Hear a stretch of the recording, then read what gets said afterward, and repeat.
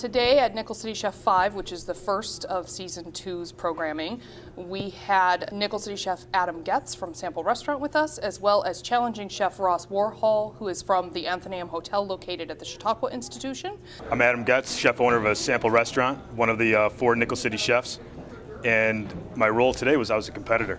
A lot of fun.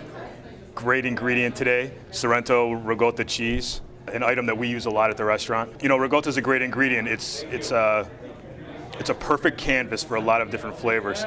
And when you have to do a competition like this, it's nice to have an ingredient that's versatile enough where you can add a whole bunch of different flavor components, a whole bunch of different textures, and really have it help showcase the ingredient. Ricotta, not ricotta, ricotta is a unique ingredient. A lot of culinary application from savory to sweet, little bland in flavor, unique textures, and I was real excited to be a part of this. As a former chef, I was curious as to what they were going to do with the product. All right, I'm Chef Ross Warhol.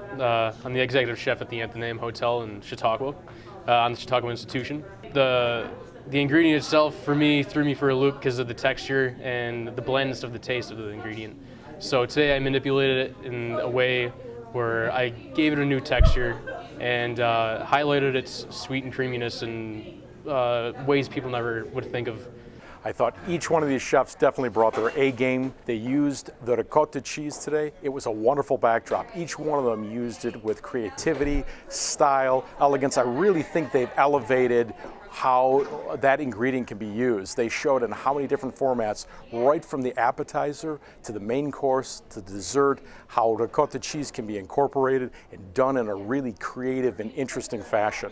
They both are masters of a hot cooking technique called molecular gastronomy, where they kind of break down the different ingredients and really kind of mix and match and create more of an interactive taste experience on the plate. It's also kind of a minimalist way of cooking where you kind of bring out the flavors in the most smallest components possible, and they both did a tremendous job. They both brought a lot of creativity to the event. It wasn't like watching 2 steak chefs take on each other to see who had the better fillet. They both brought a love of molecular gastronomy, but also a real respect for the ingredient. Chef Ross, he did it warm, which most people, you never see that. Just by itself, it was warm with chorizo, there was a savoriness to it, and then he upped it in the end with a little cone. He put in that tomato marmalade from sweet and using the ricotta as that backdrop, which is a wonderful foil. It added texture, creaminess to all those flavors,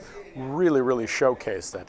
Then Chef Adam took that and he progressed it on a plate. It was almost like tapas on a plate. It was incredible. It had incredible balance, harmony, started from left to right. It was almost like a progression of a full, beautiful, elegant meal, but done on one plate. Really, really well done. Both chefs were incredible.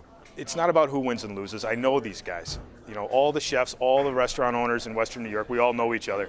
And it's a fun way to kind of see what everyone else is doing. It's a fun way to see how far you can push the envelope and what people are really going to be willing to do at your own individual restaurant.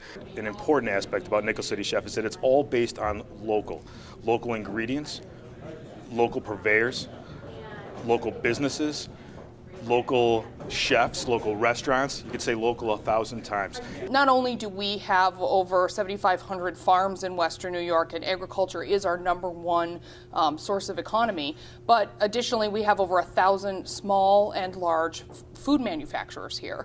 We've been tagged as the beef on Wax City, and there is so much more in the city, in the culinary areas, the talent of the chefs, and even the diners. You know, Buffalonians, I don't think, get the credit for the sophistication of their dining, their understanding of food. There's a lot of great foodies out there. People are interested in food and wine, and this event really showcases that and brings all those people together, and I think it does it very well.